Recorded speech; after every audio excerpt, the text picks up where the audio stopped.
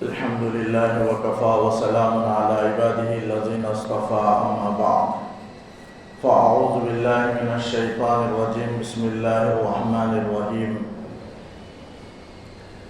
وقل الحق من ربكم فمن شاء فليؤمن ومن شاء فليكفر إنا أعتدنا للظالمين نارا أحاط بهم سرادقها۔ سورہ کہف کے چوتھے رکوع کی آیات ہیں جس میں حضور نبی کریم صلی اللہ علیہ وسلم کو کافروں کے درمیان یہ اعلان کرنے کا حکم دیا گیا کہ قل اے نبی آپ اعلان کر دیجئے، کہہ دیجئے کہ الحق من ربکم، یہ قرآن تمہارے رب کے جانب سے برحق ہے، قرآن اللہ ہی کا کلام ہے۔ فمن شاء فلیؤمن ومن شاء فلیکفر، جو چاہے ایمان لائے، جو چاہے کفر کرے۔ جیسے سورہ دہر میں اللہ تعالیٰ نے کہا اما شاکروں و اما کفورا، کوئی اللہ تعالیٰ کا شکر گزاری کرے یا اللہ کا کفر کرے، اللہ کے ساتھ ناشکری کا معاملہ کرے۔ شکر گزاری کریں گے اللہ تعالیٰ مزید ترقیات سے نوازیں گے، ناشکری کریں گے تو اللہ تعالیٰ اپنی آفت، اپنا عذاب اس پر نازل کریں گے۔ تو یہاں اللہ تعالیٰ نے یہ اختیار نہیں ہے، فمن شاء فلیؤمن ومن شاء فلیکفر، جو چاہے مانے جو چاہے نہ مانے۔ یہ تحدید ہے، ڈانٹ ہے، اس لیے کہ آگے اللہ تعالیٰ نے کہا انا اعتدنا للظالمین نارا، ہم ظالمین کے لیے ہم نے آگ تیار کر رکھی ہے۔ تو معلوم ہوا جو نہیں مانے گا اس کے لیے اللہ کا عذاب ہے، فوراً اللہ نے اپنا عذاب بیان کر دیا۔ تو معلوم ہوا کہ جو فمن شاء فلیؤمن، جو مانے یا نہ مانے، اس سے اختیار نہیں ہے، جو چاہے اللہ نے اختیار دے دیا، جو چاہے مان لے جو چاہے نہ مانے، بس اختیار پر کوئی بھی عمل کر سکتا ہے، ایسا نہیں ہے، بلکہ اللہ تعالیٰ کی یہ تحدید ہے، اللہ کی جانب سے ڈانٹ ہے۔ یعنی یہ کہنا ہے کہ اگر کوئی مانے گا تو اس کا نفع اسے حاصل ہوگا، نہیں مانے گا تو اس کا نقصان اسے ہوگا، اصل یہ کہنا ہے۔ تو اللہ تعالیٰ یہاں ڈانٹ کے طور پر کہتے ہیں کہ جو نہیں مانے گا وہ ظالم ہے، اور ظالم کے لیے ہم نے آگ تیار کر رکھی ہے، انا اعتدنا للظالمین نارا، ہم نے ان ظالمین کے لیے آگ تیار کر رکھا ہے۔ تو قرآن کو بھی ماننا ہے۔ قرآن ظالم اور کافر صرف دو شخص کو کہتا ہے، ایک قرآن کے نہ ماننے والے کو اور دوسرا رسول کی رسالت کے نہ ماننے والے کو۔ اللہ کو تو سب مانتے، اس زمانے کے کافر اللہ کو مانتے تھے، لیکن نہ ماننے کا مطلب ہے کہ رسول کی رسالت کا انکار کرنا اور قرآن کے اللہ کے کلام ہونے کا انکار کرنا۔ یہ دو کو قرآن نے ظالم کہا، کافر کہا۔ جہاں بھی قرآن مجید میں مراد ہے یہی دو چیزیں ہیں، جو آپ کی رسالت کو نہ مانیں۔ آپ صلی اللہ علیہ وسلم کے سلسلے میں ماننا ہے کہ آپ اللہ کے رسول ہیں، ولیکن رسول اللہ، اور یہ بھی ماننا ہے کہ آپ تمام لوگوں کی طرف نبی بنا کر بھیجے گئے ہیں۔ انی رسول اللہ الیکم جمیعا یا ایھا الناس، اے لوگوں، آپ صلی اللہ علیہ وسلم فرما رہے ہیں اللہ تعالیٰ کے حکم سے کہ انی رسول اللہ الیکم جمیعا، میں تم سب کی طرف نبی بنا کر بھیجا گیا ہوں، پوری قوم کی طرف، پوری امت کی طرف۔ آپ صلی اللہ علیہ وسلم عالمی نبی ہیں اور قیامت تک کے لیے نبی ہیں۔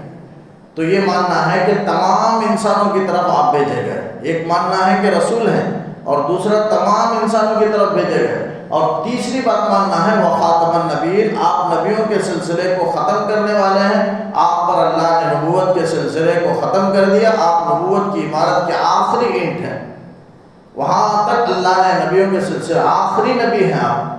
تو یہ تینوں باتیں آپ سے سب رسالت کے سلسلے میں ماننا ہے۔ تو یہ قرآن نے جو بھی رسول کی رسالت کا انکار کیا اسے قرآن نے ظالم اور کافر کہا، اور قرآن کا جو بھی انکار کیا اسے بھی قرآن نے ظالم اور کافر کہا۔ تو انا اعتدنا للظالمین نارا، ہم نے ایسے ظالمین کے لیے آگ تیار کر رکھی ہے، احاط بہم سرادقها، کہ آگ کی خناتیں، آگ کی لپیٹیں ان کو جہنم میں گھیرے ہوئے ہوں گی، یعنی اطراف میں آگے ہوں گی، آگ کی لپیٹیں ہوں گی، اور آگ ان کو اطراف میں گول گھیرے ہوئے ہوں گے، اور درمیان میں وہ گھرا ہوا ہوگا۔ ایسا یعنی جہنم کے عذاب کو، سختی کو اللہ تعالیٰ نے ہم ظالمین کے لیے بیان فرمایا۔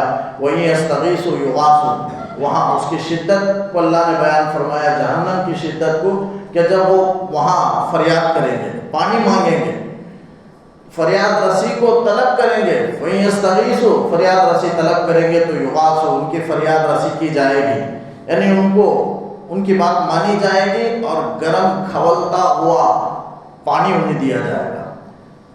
فریاد رسی کی جائے گی بمائن، ایسے پانی سے، کالمہل، جو تلچھٹ کی طرح ہوگا، پانی تلچھٹ کی طرح ہوگا، جیسے تیل کے نیچے، تلچھٹ کہتے ہیں تیل کے نیچے حصے میں جو جمع ہو جاتا ہے مادہ کالا، اسے تلچھٹ کہتے ہیں۔ تو تیل کی تلچھٹ کی طرح سیاہ گرم کھولتا ہوا پانی اسے پیش کیا جائے گا۔ مہل کا کئی معنی مفسرین نے بیان کیے، ایک مہل کا معنی تلچھٹ کا ہے، اور بعض حضرات نے کیا پیپ ہے، خون پیپ ملا ہوا گاڑھا پانی، خون پیپ کا اسے پیش کیا جائے گا۔ بعض نے کہا لاوا سے ترجمہ کیا ہے، بعض نے وہ پگھلی ہوئی دھات ترجمہ کیا ہے۔ بہرحال سب مراد ہو سکتا ہے، سب ایک ہی، تقریباً ایک ہی ہے۔ تو یہ تلچھٹ کی طرح کھولتا ہوا گرم پانی اسے فریاد رسی کے پر پیش کیا جائے گا۔ یشوی الوجوہ، اور اتنا وہ کھولتا ہوا گرم ہوگا کہ چہرے کے قریب، جب منہ کے قریب لائے گا پینے کے لیے تو اس چہرے کو بھون دے گا۔ یشوی کے معنی بھوننا ہے، وجوہ چہرہ، چہرے کو بھون ڈالے گا، یعنی قریب آنے کی وجہ سے چہرے کے کھال اتر جائیں گے۔ بئس الشراب، کیا ہی برا مشروب ہے، وساعت مرتفقہ، اور کیا ہی بری آرام کی جگہ ہے۔ مرتفقہ آرام کی جگہ کو کہتے ہیں، لیکن جہنم تو کوئی آرام کی جگہ نہیں ہے، لیکن قرآن نے جو کہا ہے وہ وحسنت مرتفقہ کے مقابلے میں کہا۔ اس کے بعد ایک آیت آ رہی ہے جنت کے سلسلے میں، نعمتوں کے سلسلے میں، اس میں اللہ تعالیٰ نے کہا وحسنت مرتفقہ، اور کیا ہی عمدہ آرام کی جگہ ہے۔ اس کے مقابلے میں اللہ نے مرتفقہ ذکر فرمایا، وہاں بھی مرتفقہ لایا، اس لیے اس کے مقابل میں یہاں بھی مرتفقہ لا لیا، لیکن اس کے ساتھ ساعت لایا، یعنی کیا ہی وہ بری آرام کی جگہ ہے، کیا ہی بری جگہ ہے۔ اللہ تعالیٰ نے وعید کے طور پر، ظالمین کو وعید کے طور پر یہ بیان کیا، اور اللہ تعالیٰ کی عادت ہے کہ جب کبھی بھی اللہ تعالیٰ وعید کا، جہنم کا ذکر کرتا ہے تو ساتھ میں جنت کا بھی اللہ تعالیٰ تقابل میں ذکر کرتا ہے۔ یہ اللہ تعالیٰ کی عادت ہے، جب بھی مومن کا ذکر ہوتا ہے کافر کا ہوتا ہے، کافر کا ہوا تو مومن کا ہوتا ہے، تو جنت کا ہوتا ہے تو جہنم کا، جہنم کا ہوتا ہے تو جنت کا اللہ تعالیٰ تذکرہ کرتے ہیں۔ اب اس سے پہلے جہنم کی اللہ تعالیٰ نے وعید سنائی، تو اس کے مقابل میں اللہ تعالیٰ نے اب جنتیوں کا ذکر فرمایا، جنت کی نعمتوں کا اللہ نے ذکر فرمایا۔ ان الذین آمنوا وعملوا الصالحات، بلا شبہ جو ایمان لے اور نیک عمل کیے، انا لا نضیع، ایمان لانے کے بعد نیک عمل آدمی کے لیے ضروری ہے۔ بالکل ایسا ہی ہے جیسے ایک درخت ہے، ایمان ایک درخت کے مانند ہے، اور اس پر لگنے والی شاخیں جو ہیں وہ اعمال صالحہ وہ شاخیں کے درجے میں ہیں۔ تو شاخ کے بغیر، جو درخت کے تنے پر جو شاخیں نکلتی ہیں، اس کے بغیر کوئی درخت نہیں کہلاتا۔ اسی طرح ایمان کے لیے اعمال صالحہ ضروری ہے، جیسے درخت کے لیے شاخیں ہیں، اسی طرح ایمان کے لیے عمل صالح ضروری ہے۔ اس سے پہلے میں نے کہا تھا کہ آدمی جنت میں جائے گا اللہ کے فضل سے، اور ساتھ ساتھ عمل صالح کی وجہ سے بھی، نیک عمل کی وجہ سے بھی آدمی، قرآن نے جہاں جہاں پہ اللہ نے جنت، دخول جنت کا تذکرہ کیا، وہ ایمان عمل صالح کی بدولت اللہ نے ذکر فرمایا۔ من عمل صالحا من ذکر او انثی، کوئی بھی مرد ہو عورت ہو نیک عمل کرے، فاولئک یدخلون الجنہ، اللہ تعالیٰ جنت میں انہیں داخل فرمائیں گے۔ تو قرآنی بیان سے معلوم ہوتا ہے کہ عمل صالح کی، ایمان کی، عمل صالح کی برکت سے جائے گا، لیکن میں نے پہلے کہہ دیا تھا کہ یہ بھی سبب ہے، لیکن سبب ظاہری ہے، اور حقیقی سبب اللہ کا فضل ہے۔ اللہ کے فضل کے بغیر کوئی جنت میں نہیں جا سکتا، وہ حقیقی سبب ہے اور یہ ظاہری سبب ہے۔ تو ایمان کے ساتھ ساتھ عمل صالح بہت ضروری ہیں۔ آدمی کو نیک عمل اختیار کرنا چاہیے، نیک اعمال کا ذخیرہ اپنے پاس رکھنا چاہیے۔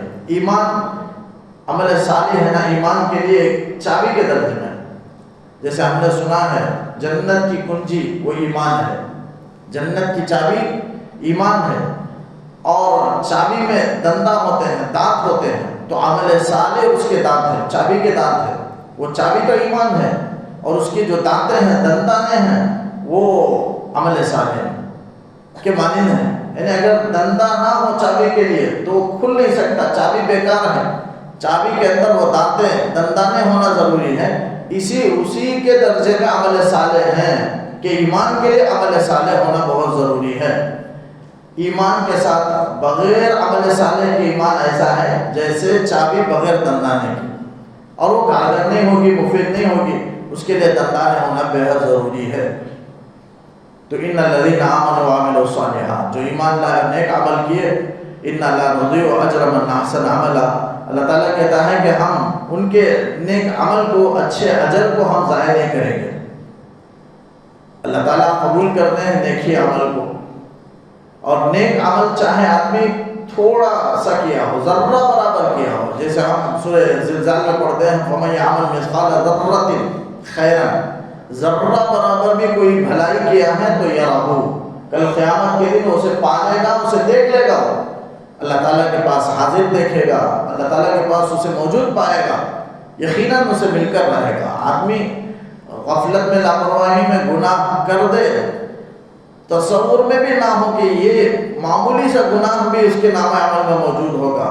وہاں انسان، جیسے اگلی آیت میں آتا ہے کہ نامہ عمل بندے کے سامنے حاضر کیا جائے گا. بندہ پوچھے گا یہ کتاب کو کیا ہو گیا کہ اس میں چھوٹی برائی بھی نہیں چھوڑی گئی. لا یغادر صغیرہ ولا کبیرہ، بڑے گناہ کو بھی اس میں نہیں چھوڑا گیا، چھوٹے گناہ کو بھی نہیں چھوڑا گیا، پورا کا پورا لکھا ہوا اس میں موجود ہوگا.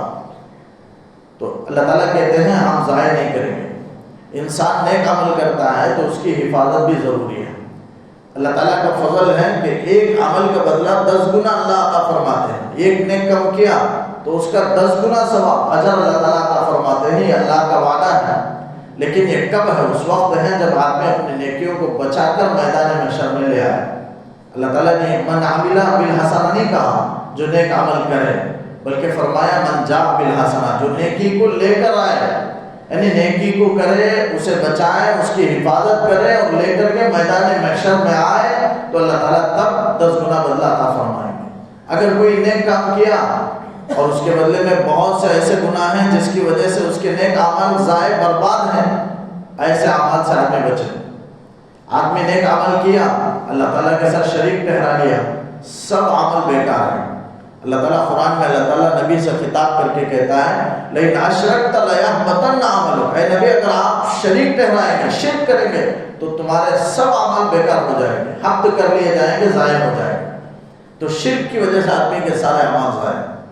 اور حضور نبی کریم صلی اللہ علیہ وسلم کے شان میں کوئی گستاخی کرے تب بھی اللہ تعالیٰ اس کے سارے نیک عمل کو ضائع کر دیتے ہیں. سورہ حجرات میں اللہ تعالیٰ نے اس کا ذکر فرمایا ہے کہ ان تحبط اعمالکم وانتم لا تشعرون، تم کو شعور اور احساس بھی نہیں ہوگا، بے احساسی میں تمہارے سب نیک اعمال ختم ہو جائیں گے. تو ایک تو اللہ تعالیٰ کے ساتھ شریک ٹھہرانا، دوسرا حضور نبی کریم صلی اللہ علیہ وسلم کی شان میں گستاخی کرنا، اور بھی بہت سے گناہ ہیں. جیسے حدیث میں آتا ہے ان الحسد یاکل الحسنات، حسد انسان کی نیکیوں کو کھا جاتا ہے. کما تاکل النار الحطب، جیسے آگ لکڑی کو کھا جاتی ہے، اس طرح حسد انسان کی نیکیوں کو کھا جاتا ہے، ختم کر دیتا ہے.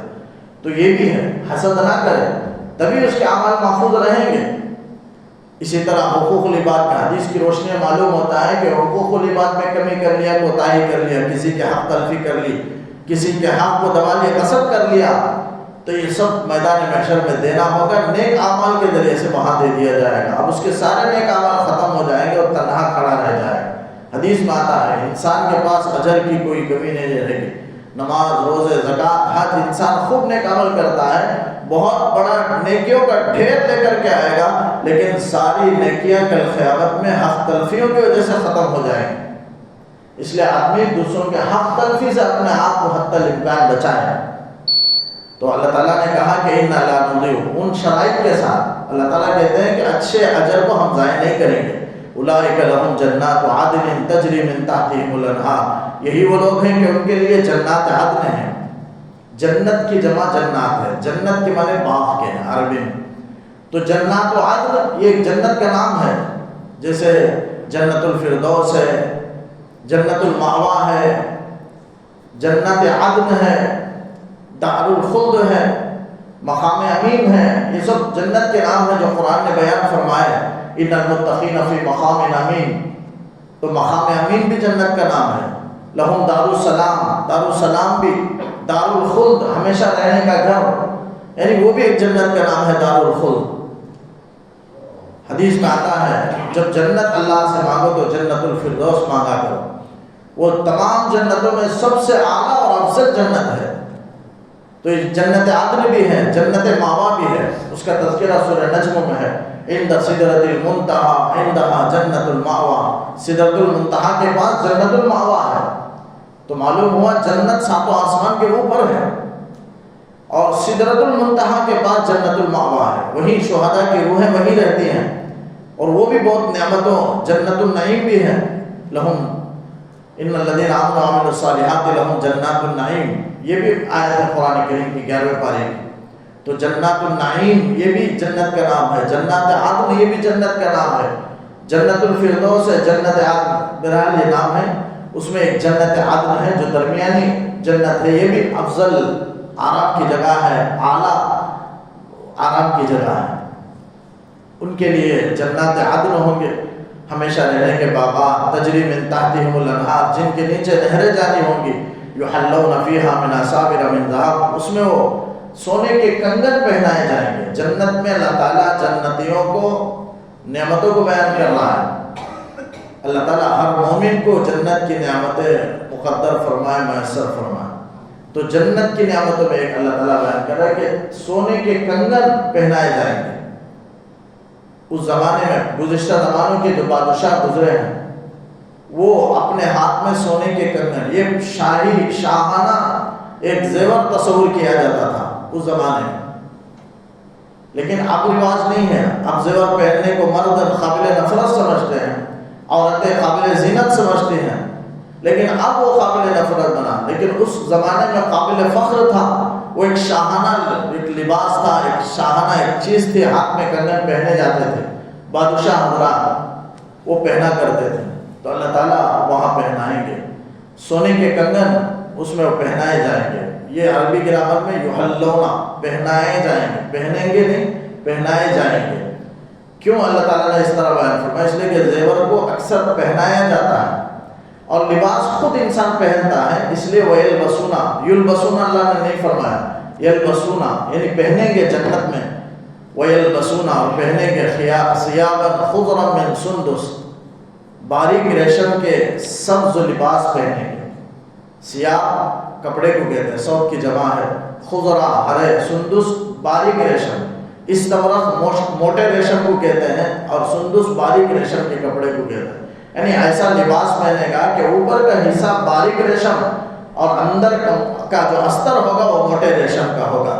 یہ بھی بہت عمدہ انسان کے لیے، جنتیوں کے لیے بہت وہ عمدہ لباس ہوگا، اور اس کی وجہ سے بڑا انسان جنتی حسین و جمیل دکھائی دے گا.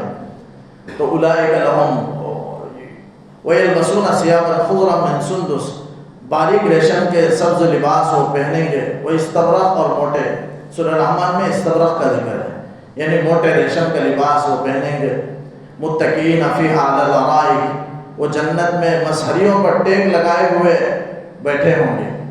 سورہ رحمان میں متقابلین کا بھی ذکر ہے. متقابلین کے معنی یعنی گول اطراف میں آمنے سامنے بیٹھے ہوں گے. ایسا نہیں ایک کے پیٹھ کے پیچھے دوسرا بیٹھا ہوگا، ایسا نہیں، بلکہ متقابلین، تقابل میں آمنے سامنے بیٹھے ہوں گے، اور بڑے عیش و آرام کے ساتھ، عزت و احترام کے ساتھ مسہریوں پر بیٹھے ہوں گے.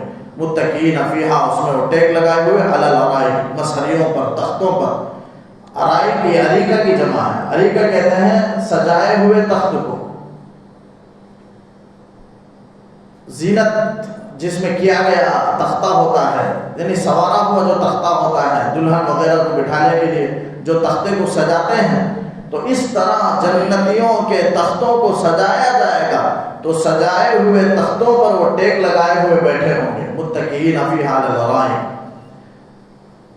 یہاں پر سوال ہے کہ مردوں کے لیے زیور کا استعمال کرنا منع ہے، ایک بات، اور دوسری بات مردوں کے لیے زیور قابل زینت نہیں ہے، جمال و زینت کی چیز نہیں ہے.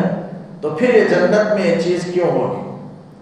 مفسرین نے جواب لکھا ہے کہ دنیا میں مردوں کے لیے زیور کا استعمال کرنا حرام ہے مردوں کے لیے. عورتوں کے لیے صرف اس کی اجازت ہے کہ وہ جتنی چاہیں پہن سکتی ہے، وہ بھی سونے چاندی کی اجازت ہے عورتوں کے لیے. اب مردوں کے لیے سونا چاندی تو بالکل مردوں کے لیے حرام ہے، چاہے انگوٹھی میں پہنے، چاہے چین کی سونے کی وہ جو گھڑی کی جو چین ہے وہ سونے کی ہو، یہ بھی حرام ہے. بہرحال سونے کا استعمال، چاندی کی البتہ علماء نے 4.5 گرام تک اجازت دی ہے.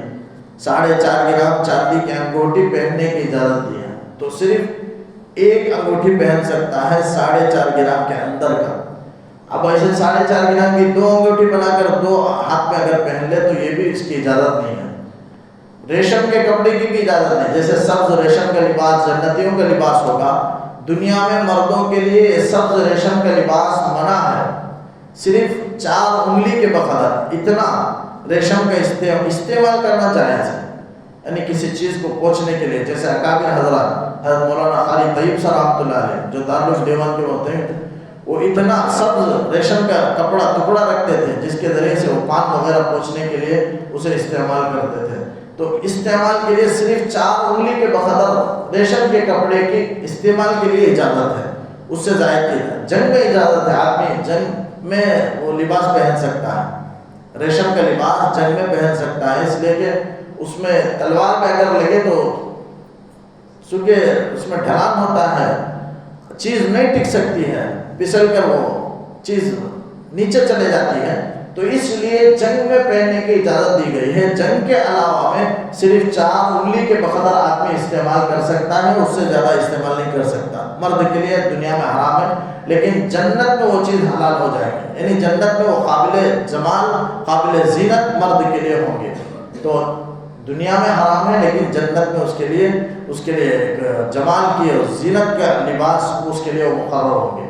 اور پھر دنیا میں یہ آدمی کے لیے نفرت کی چیز سمجھی جاتی ہے، لیکن جنت میں چونکہ جگہ بدل گئی، دنیا ہی میں بہت سے علاقوں میں ایسا ہے کہ ایک جگہ ایک چیز قابل زینت سمجھی جاتی ہے تو وہی چیز دوسری جگہ میں قابل نفرت سمجھی جاتی ہے.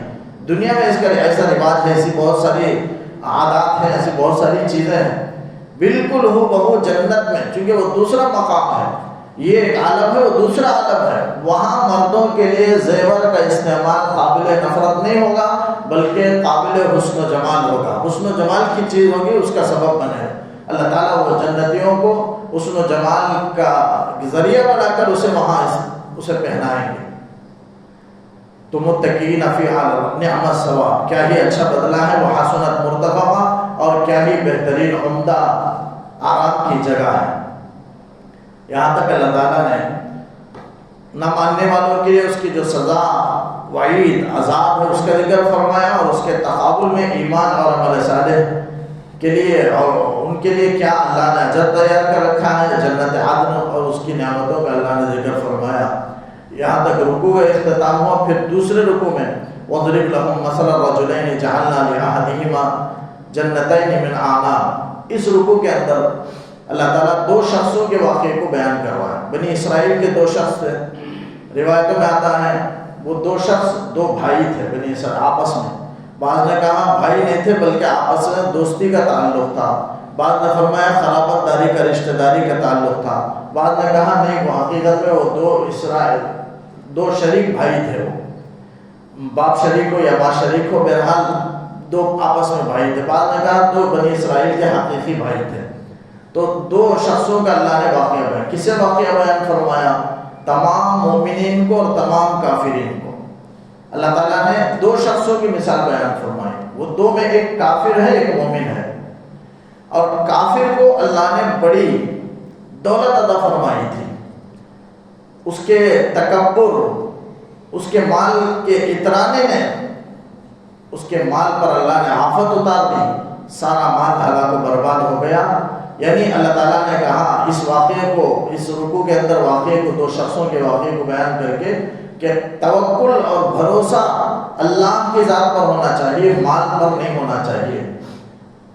اس میں 2 بھائی میں سے جو کافر جسے کہا گیا، صراحتاً اللہ نے کفر کر کے، کافر کر کے نہیں کہا. مفسرین نے کہا کافر کر کے. اگر کافر مان بھی لیا جائے، بعض نے کہا وہ دونوں مومن تھے، لیکن مومن ہوتے ہوئے ایک بھائی آخرت پر یقین نہیں رکھتا تھا، اسی لیے وہ کافر ٹھہرا۔ اللہ کو مانتا تھا لیکن کافر آخرت پر اس کا یقین نہیں تھا، اور وہ کہتا تھا کہ میں گمان نہیں کرتا، وما اظن الساعۃ قائمۃ، میں گمان نہیں کرتا کہ قیامت قائم ہوگی۔ اس کی وجہ سے وہ کافر بنا۔ تو قیامت کا انکار کرنا گویا اللہ کا انکار کرنا ہے۔ اللہ کا انکار کرنے والا جیسے کافر ٹھہرتا ہے، آخرت کا انکار کرنے والا بھی وہ کافر ٹھہرے گا۔ تو اس دو شخصوں کے واقعے میں علماء نے، مفسرین نے شان نزول بیان کیا ہے کہ یہ وضرب لہم مثل رجلین کب نازل ہوا، کیوں نازل ہوئی؟ بنی اسرائیل میں ایک شخص تھا، اس کا انتقال ہوا، وراثت کے موقع اس نے 8,000 دینار چھوڑ کر کے مرا۔ اس کے 2 بیٹے تھے اور وہی 2 شخص تھے، آپس میں 4,000 دینار آپس میں بانٹ لیے۔ تو جو کافر تھا ان میں ایک کافر تھا، ایک مومن تھا۔ مومن تھا اس کا نام عبداللہ تھا، کافر تھا اس کا نام اسود تھا، اسود ابن عبد الاسود، اور ایک کا نام تھا مومن تھا عبداللہ ابن اسود، عبد الاسود یہ نام تھا۔ تو ایک کافر تھا ایک مومن تھا، اور دونوں کے انجام کو کیوں نازل ہوا؟ تو لکھا گیا ہے کہ چاروں آپس میں وہ 4,000 دینار بانٹ لیے دونوں، اور کافر جو بھائی تھا اس نے 1,000 دینار میں زمین خریدی، ایک گھر خریدا، اور 1,000 میں اس نے شادی کر لی، اور 1,000 میں گھر کے جو ضروری سامان ہیں، خادم ہیں، نوکر چاکر، ساری چیزیں اس نے خرید لی، ضروری چیزیں۔ اس طرح ضرورت میں وہ 4,000 دینار لگا دیے اور دنیا میں عیش و آرام کے ساتھ رہنے لگا۔ اور دوسرا جو مومن بھائی تھا، جب اسے اطلاع ملی تو اس نے وہ 4,000 درہم کو 1,000 کر کے اللہ کے راہ میں صدقہ کر دیا، یہ کہتے ہوئے، یہ دعا کرتے ہوئے کہ اللہ 1,000 دینار دے رہا ہوں، جنت میں اس کے بدلے میرے لیے ایک محل تعمیر فرما۔ چونکہ اس نے دنیا میں زمین خریدی تھی، محل خریدا تھا، یہ 1,000 دینار صدقہ کر کے آخرت پر یقین رکھتے ہوئے، اللہ پر توکل رکھتے ہوئے صدقہ کر کے اللہ تعالیٰ سے دعا کر رہا ہے کہ جنت میں میرے لیے ایک محل تعمیر فرما۔ پھر 1,000 دینار اس نے شاید خرچ کیا، اللہ سے دعا کیا کہ حور سے اللہ کل قیامت میں میرا نکاح فرما۔ پھر 1,000 دینار اس نے اس طرح 1,000 دینار صدقہ کر کے اس نے دعا کی کہ اللہ دنیا جنت کی ساری نعمتیں وہاں مجھے میسر فرما۔ اس طرح خرچ کر کے وہ ایک مرتبہ مجبور ہوا، اپنے بھائی سے مانگنے کے لیے گیا۔ تو بھائی نے کہا وہ 4,000 دینار کیا کیا؟ تو اس نے کہا میں اس طرح اللہ کے راہ میں صدقہ کر دیا، اور مجھے یقین ہے کہ قیامت آنی ہے اور اللہ کا بدلہ بہتر بدلہ ہے، اس لیے میں نے وہاں کے لیے جمع کر دیا۔ تو اس نے کہا تو بے وقوف ہے، اور میں نے تو دنیا کے اندر یہ ساری چیزیں باغ سے اپنے ساز و سامان کو، اپنے مال و دولت کو، اپنے باغ کو جا کر کے دکھانے لگا اپنے مومن بھائی کو، دیکھ میرا بھائی، وہاں باغ کو اور باغ کے اندر جو پھل تھے دکھا کر کہنے لگا کہ یہ سب میں نے دنیا کے اندر جمع کر لیے۔ تو اس بھائی نے کہا کہ اگر تجھے یہ چیز اچھی لگی تو ماشاء اللہ لا قوت الا باللہ کہہ لے، ورنہ کوئی آفت آئے گی جس کی وجہ سے تیرا مال اچانک دفعتاً ہلاک و برباد ہو جائے گا۔ اس نے کہا یہ کیسے؟ ہرگز نہیں ہوگا، میں سمجھتا ہوں کہ یہ مال، یہ دولت، یہ باغ کبھی فنا نہیں ہوں گے۔ اتنا عالیشان باغ ہے جس میں انگور بہترین کثرت سے لگے ہوئے ہیں اور کثرت سے پھل دے رہا ہے باغ، میں نہیں سمجھتا کہ یہ کبھی ختم ہوگا، یہ کبھی فنا ہوگا۔ اس نے نہیں کہا، اور کہا کہ یہ تو عمدہ باغ ہے، نہ ختم ہونے کا کوئی نام و نشان نہیں۔ اس نے کہا کہ اگر تو اللہ کی ناشکری کرے گا، اس طرح اللہ کے ساتھ کفر کرے گا، آفت آئے گی۔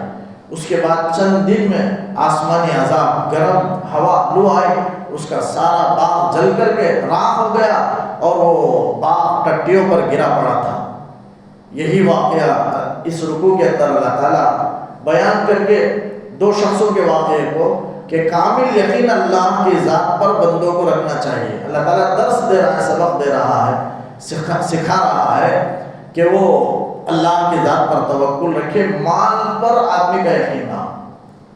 ایک شرک یہ بھی ہے، آدمی سمجھتا ہے مال آدمی کے لیے سہارا ہے، مال آدمی کے پاس ہے تو آدمی کے پاس ہمت ہے، وہ سمجھتا ہے کہ میرے پاس سب کچھ ہے، مال ایک سہارا بن گیا، اور مال کی وجہ سے آدمی اتراتا ہے اور تکبر کرتا ہے، مال کی وجہ سے آدمی یہ سمجھتا ہے کہ میں ہر آفت سے بچ گیا، ہر مصیبت سے بچ جاؤں گا اور مال مجھے بچا لے گا۔ مال پر پورا یقین آدمی کا جم جاتا ہے۔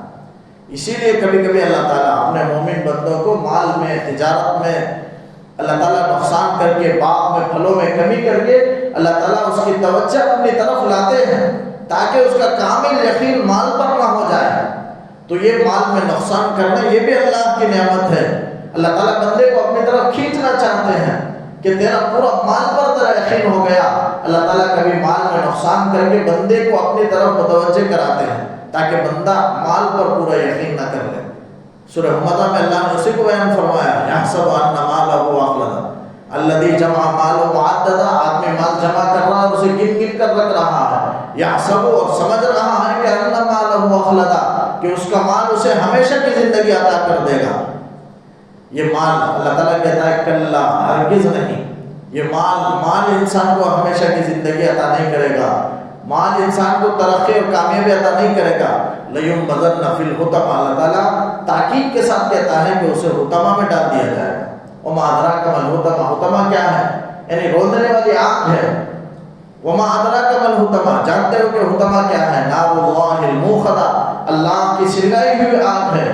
التي تطلع على الافئدہ، جو دلوں تک پہنچ جائے گی۔ ایسا نہیں کہ صرف انسان کے جسم کے ظاہر کو جلا دے، اس کے کھال کو ختم کر کے رکھ دے، بلکہ انسان کے دلوں تک وہ آگ پہنچ جائے گی۔ التي تطلع على الافئدہ، اس کا تذکرہ اللہ نے سورہ حمزہ میں فرمایا۔